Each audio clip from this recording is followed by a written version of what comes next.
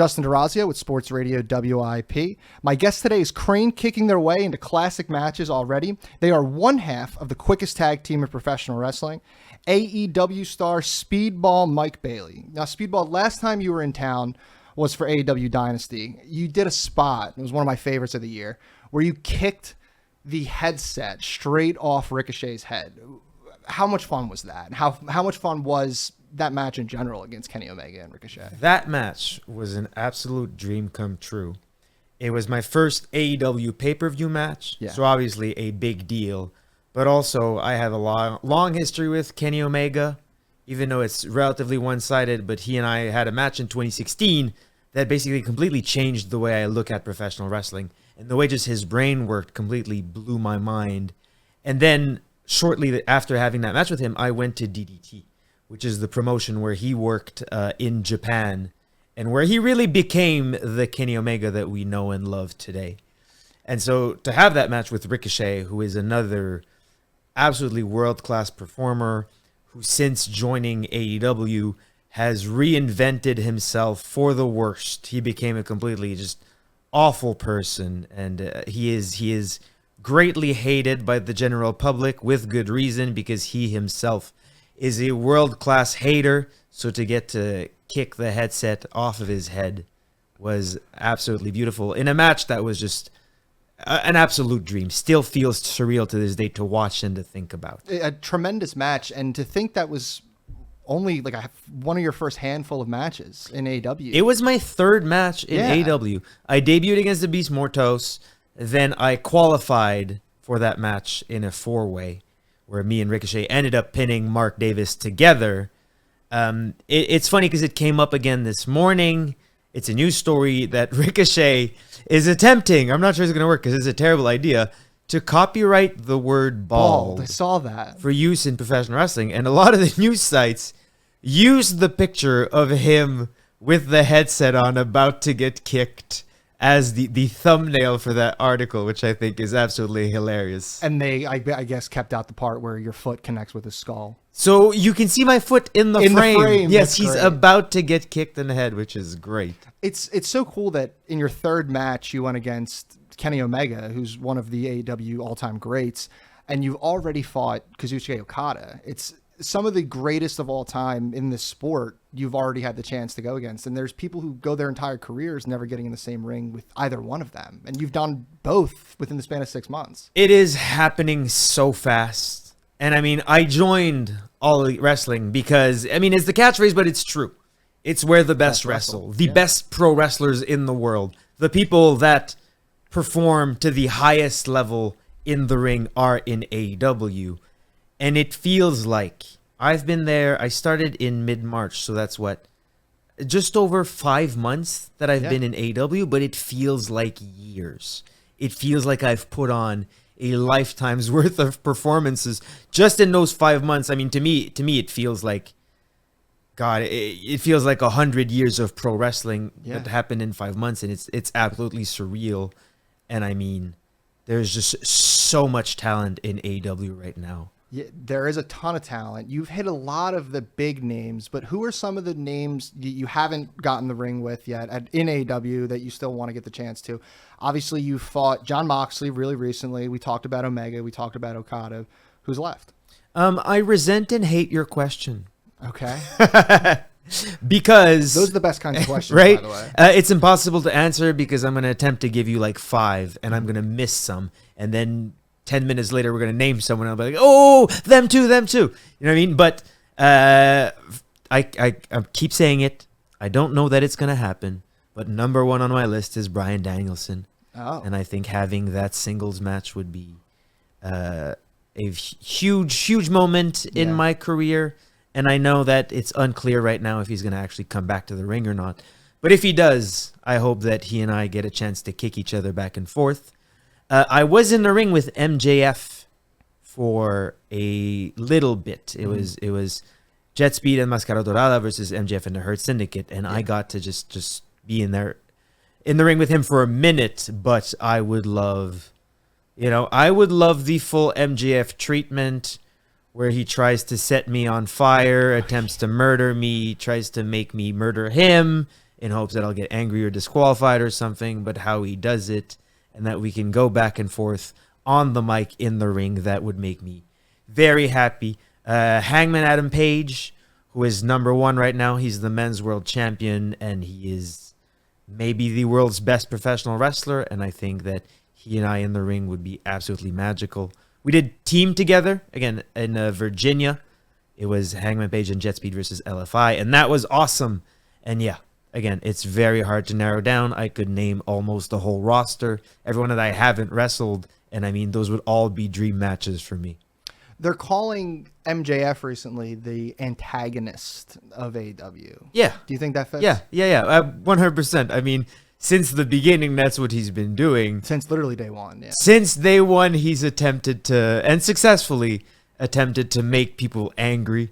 And I mean, I think that's his biggest fault is that instead of just doing what's right for him, he tries to do what's wrong for everyone else.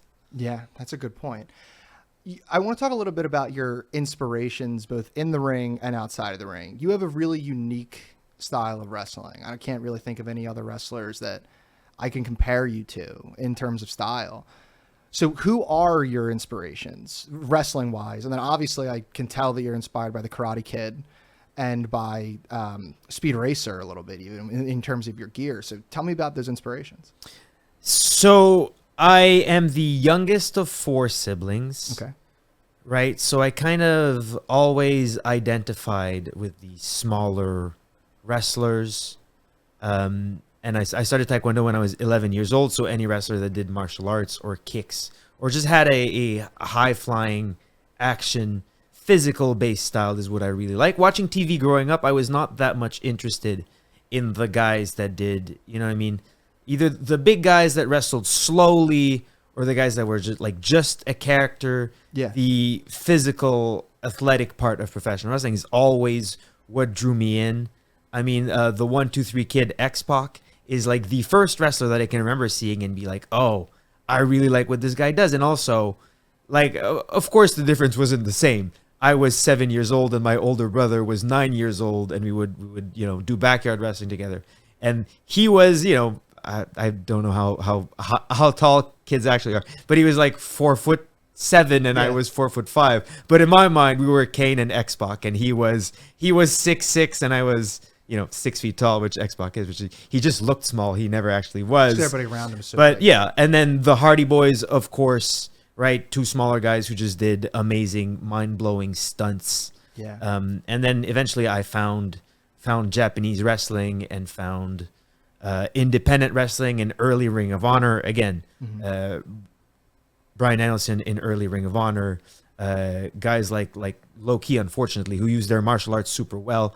Samoa Joe was one of those guys as well. The Amazing Red, AJ Styles. So many of those guys that, like, I think I really decided that I was going to be a professional wrestler and actually started to believe it when I saw those guys, when I saw the wrestling outside of what was very homogeneously presented to me on television as only one type of wrestler being successful, is when I was like, really, okay, I think I can actually do this and want to do this.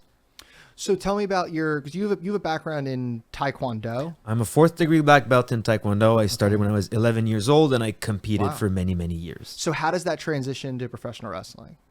I mean, in a very practical sense, on the surface, through having very, very cool kicks. Okay. But I mean, there's a lot more. I think Taekwondo is how I learned to learn. It's how I learned to move. Is how I learned that it's okay to be bad at something, because if you work hard at it, you'll be good eventually.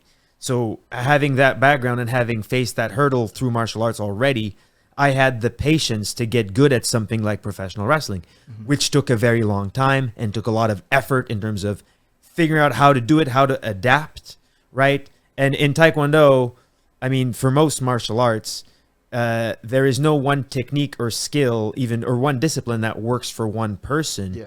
Everyone is unique and everyone needs to find their strength in order to succeed. You need to find what you're good at in order to win fights, and relying on what you're good at is what is going to make you beat opponents who maybe on the surface might be better than you, but if you have this one skill that they aren't able to overcome, then you can still win.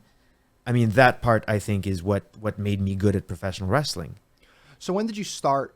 When did you transition from Taekwondo to training for pro wrestling? So I started training for pro wrestling when I was 15 years old. Okay. And then I trained for 6 months before I started wrestling. I've been taking bookings and doing matches, professional wrestling matches, ever since 2005. So I did both for a long time, which was very difficult because Taekwondo, again, being tall and having reach gives you a great advantage, right? So I competed in Taekwondo at 140 pounds in my adult life until I was like 24, which is obviously a disadvantage for professional wrestling. But I did both for a very, very long time. And so the thing that you have to contextualize is that when I started pro wrestling in Quebec in 2005, wrestling as a whole was very, very different from what it is now. Yeah. I didn't make any money for the first like 10 years where I was professional wrestling, which I say that, and then people are like, oh my God, this guy doesn't understand business. But like, no, it's not. It's that there wasn't a place to make money. No one was making money. It's not like promoters were getting rich off my back. The promoters weren't making money either. Think about it. This is before Facebook, before social media. That's a good point. The only way to advertise your professional wrestling show was stapling the flyers to telephone poles and hoping that the quote unquote rival promoter doesn't rip them off. Well, Quebec and Canada in general is a huge wrestling province, right? Like huge there. So it was. It used to be before the 1990s when there was a monopoly on professional wrestling, and then that kind of ate up all the opportunities for promoters to rise up. And for independent wrestling, it was very difficult for a long time. And again, especially Quebec, even harder because of the language barrier, right? Oh, French as the kind of first language of the province, officially bilingual, but French. And then a lot of pro wrestling I did happened in French. And aside from being separated from the United States with a hard border, philosophically there was a border because of the language between Quebec and the rest of Canada when it comes to professional wrestling. So, I mean, it was very difficult. Yeah. And so I can't imagine having to overcome not only, like you said, a monopoly, but language barriers and intercontinental travel and all this stuff to get to this point. You've really come a long way from scratching your teeth, not making any money in 2010, and now you're on TV every week, but practically on both shows, too. Yeah, I mean, it's been a very, very long road. It has taken me almost 20 years to get to AEW. Yeah. I mean, I'm just coming up on my 20-year anniversary of being a professional wrestler. Wow. Not that I can give you a date because I don't know what it is because I didn't really keep track. But around about yeah, 20 years. I mean, I'm glad that I have something to show for it. Yeah. You know what I mean? Like, it's not like I think that I came into AEW extremely well prepared. For sure. And that's why I was able to do so well so quickly.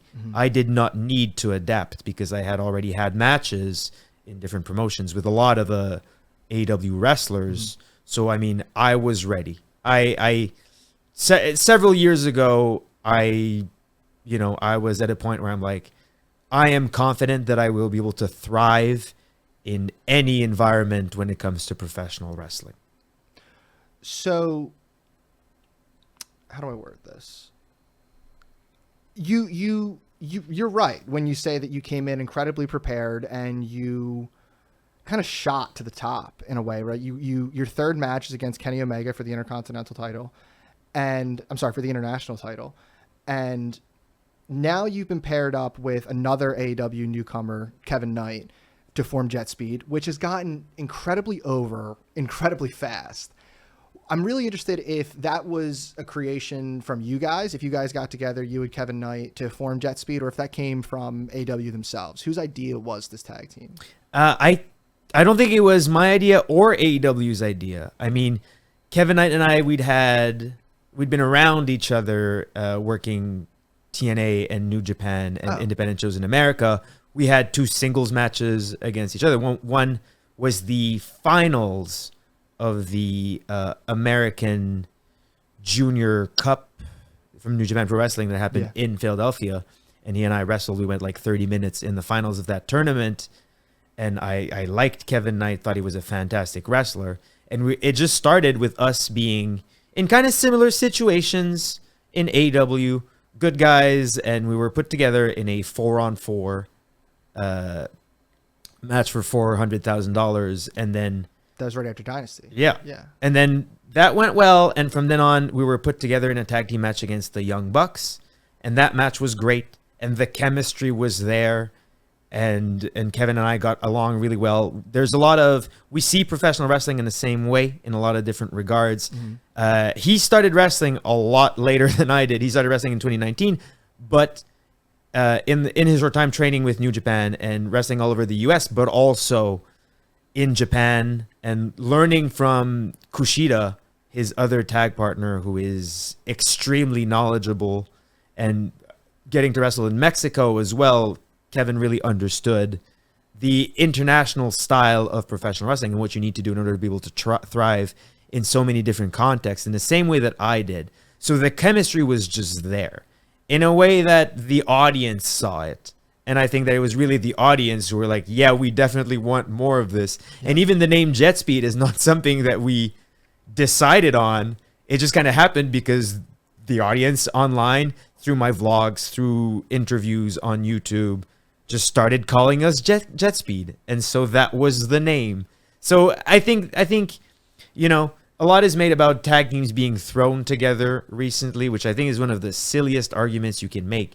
Because every tag team was thrown together at some point. Yeah. Right? So, I mean, it's the fact that we ended up together and then people wanted more is how Jet Speed happened. And that's how everything good in professional wrestling happens. It isn't forced.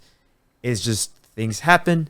The audience reacts to it and you roll with it. You're absolutely right. Like some of the greatest tag teams I can think of, even now in AEW, we just got the reunited Adam Copeland and Christian Cage for the first time in like 20 years on pay-per-view together. And they weren't necessarily planned to be a tag team in the beginning. You guys could go a really long way with this. I mean, Brodito, we just saw Brodito win the tag team championship at Forbidden Door. Obviously, you guys were in that eliminator tournament leading up to Forbidden Door and were eliminated by FTR. Are you guys? We were eliminated by Stokely Hathaway and his use of crutches. I'm glad you. So I don't consider that a loss. I'm glad you're keeping Stokely responsible for his shenanigans ringside, but a loss is a loss at the end of the day. They're all billed the same, interference or not. Right. Can we see, or can we expect Jet Speed to be competing for these tag team titles in the future? Perhaps even during this Philadelphia residency. Yeah, absolutely. That's the goal. I mean, I think Kevin and I were watching Forbidden Door backstage, and as soon as Brodito won the tag team championship, we were like, oh, that's the match. Jet Speed versus Brodito. That has to happen. Bandito and I have a long history. Again, here we are, 10 minutes from you asking the question. Brody King, another one of those guys that I've never really been in the ring with, never faced, and I think would be a great hard-hitting matchup. Yeah. But Bandito, I've had several matches with, even one that won us $2,500 each after the audience voted for the best match of the night. Oh. That was at WrestleCon in 2022, I think. But Bandito and I have had a lot of great matches, but never in AEW. So yeah, I think Jet Speed versus Brodito is the match that needs to happen. And just a funny note about what you were saying earlier about these tag teams that get thrown together. The tag team champions right now are a tag team that was quote unquote thrown together. Brody King and Bandito. Brody King's been tagging with Buddy Matthews before injuries, and it's just things like this. They work out for people. I really hope that you and Kevin Knight go far with this thing. I like you both a lot as singles wrestlers. I think your chemistry together as tag wrestlers is awesome. I really want to see way more of this. I agree. I think there's a lot more Jet Speed to come, but again, the goal for me is to win the tag team championships, and then, I mean, Kevin Knight is a star. Yeah. It's not, you don't need a crystal ball to be able to see it. He's a world-class professional wrestler. He is probably, if he plays his cards right, a future AEW world champion. So my goal a few years down the line, maybe not a few years, maybe 1 year, maybe 6 months even, I don't know, is to win the tag team championships and then compete against Kevin Knight, ideally directly for the world championship. Wow. Lofty goals. Lofty goals. Another tag team, the Hurt Syndicate. Mm-hmm. There's been, how do I say this, rumors that MVP, manager of the Hurt Syndicate, and you have real life beef backstage, some real life heat, shoot heat, if you will, backstage. I saw you post a funny little piece on your blog, cursing at MVP. Hey, F you MVP. Hey, F you Speedball. How do you deal with stuff like that? How do you deal with these reports that you guys know aren't necessarily true, but you kind of just have to live with it? I mean, so hey, wait, can we swear on this? You can. I can always. Yeah. Okay. Yeah. Great. But you did. Yeah. He said fuck you to me. I said fuck you to him. But again, this is pro wrestling. Yeah. Right. And I think it's very silly to go online, read that these two pro wrestlers do not like each other and be like, oh man, they hate each other. This is a wrestling show. Yeah. Like Kevin and I tried to take the Hurt Syndicate's tag team championships away from them many times for several months leading up to All In front of 30,000 people, where they were able to keep their championships, beating us as well as Nick Wayne and Christian Cage. But yeah, like, we hate each other. Of course. Sure. Yeah. Why not? I mean, at the end of the day, whatever makes the best show for the audience is what we're into. Mm-hmm. And I mean, if hating each other is part of that, then let's roll with it. Could you take MVP one-on-one? I think so. I think so too. I think so. Taekwondo, listen, MVP's had a long career. Taekwondo is Taekwondo. I don't think there's any getting around that. Well, listen, I think that if I'm gonna have a jiu-jitsu match with MVP, he would win. I think that if MVP and I had a Taekwondo match, I would win. Okay. You know, I think that if we had a pro wrestling match against each other, then we can let the record speak in it, because that's something that could actually happen. Yeah. And of course, I think I would win. Of course, I think I would win. I think I could beat anyone in professional wrestling. You never go to a match thinking you can lose. I'm a professional wrestler. Yeah. This is what I do. I've beaten, you know, I came extremely close to beating Okada. I've beaten some of the world's best. I don't think there's any pro wrestler in the world that I couldn't beat. I love that mentality. I want to get back to your signature move. The crane kick, right? Now, is that directly inspired from the Karate Kid, or is that just something that you've always wanted to do? It is directly ripped off the Karate Kid movies. And mostly, I started using it as a wrestling move in Reseda, California, where PWG used to take place, and also where the Karate Kid movie, the first one, took place. Okay. So it was a direct shout out to that. But yeah, no, it's fun. It is fun. I don't know how else to say it. It's a fun take. It gets a great reaction. It's a good device. It works very well. I think this is going to be the most controversial question you get all day. Ooh. In the Karate Kid, mm-hmm. was the crane kick used by Danny, was that an illegal move? I don't think it was an illegal move, because I think the rules for the All Valley karate tournament were just up in the air, completely dubious. Were there even rules? Oh, Who knows? There were rules set. There were rules, but were they applied? Yeah. I don't know. The whole thing was very strange. The controversy that has taken over the last 10 years since the resurgence of the Karate Kid has been really interesting to me. So, if you've actually competed in martial arts tournaments, you know just how insane the whole thing is. Yeah. And the fact that it's this one tournament, it's the best karate fighters in the world are in the tournament, but you don't have to qualify for it. You can just train for 2 months, get your black belt, and then compete in this apparently world level tournament. It's ridiculous. I've actually never seen the Karate Kid. I have to get around to it, but I'm in no rush. You definitely need to, yeah. I want to see it in a theater with people. I feel like that'll be the most fun, seeing it with an audience. You know what I mean? But so tomorrow, AEW has a sold-out show starting their 3-week residency at the historic former ECW arena, now the 2300 arena. Have you ever had the chance to wrestle at the 2300 arena? I have, yeah. Cool. What was the match? Or was it a couple times? So several times I had a match with RVD. At WrestleCon last year. That was very exciting. This is where I wrestled Kevin Knight Awesome. at the finals of the juniors tournament for New Japan Pro Wrestling. But it's a historic venue. You can feel it when you're in there. You can feel the history. You can feel everything that's happened. And you can feel it in the audience too. People are always excited to be there. They're always expecting a crazy show. They are. Because it is the 2300 Arena. It's so much fun there. I'm so excited for this residency. So 7 shows total. There will be 3 Dynamites, 3 Collisions, and then Death Before Dishonor, the Ring of Honor pay-per-view. I know you usually frequent both. How many of these shows do you think you'll end up being on between the 7 shows? So I think I'll be on most of them. Yeah. I'll be this Friday. I'll be in Mexico for CMLL, competed in the Grand Prix. So I'm very excited for that. So that means I most likely won't be on Collision this weekend. But, you know, I love wrestling. I want to be there for all of them. I hope I get to have matches on every single one of those shows. If there's someone listening right now who has never seen or heard of AEW, what would your pitch to them be to watch the show? This is raw professional wrestling. It's real professional wrestling. I think that the best way to experience professional wrestling is close up and live. And I think that TV in general doesn't do pro wrestling justice, right? And I think AEW has done an amazing job really showing professional wrestling in its purest form, but also putting it on television without losing any of the spectacle and interactive component that make pro wrestling unique as a discipline.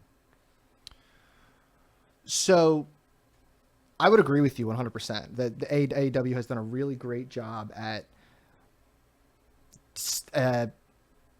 distancing itself from the other wrestling products. It's a more raw product. It's a realer product. It's a faster paced, more entertaining product. I saw that you were the subject of a new documentary that premiered last month at San Diego Comic-Con, Keeping It Kayfabe. Keep it kayfabe. Keep it kayfabe. Yeah. My apologies. Give me a little more info on this. I haven't really heard much about it until this week. Yeah.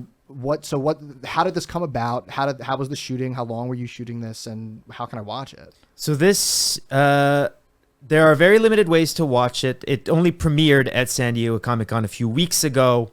There will be a screening of it though at the Underground Arts Theater on September 9th, right here in Philadelphia. So I don't think tickets are available for that yet, but they will be. But in 2023, around WrestleCon weekend in Los Angeles, I did 10 matches in 3 days.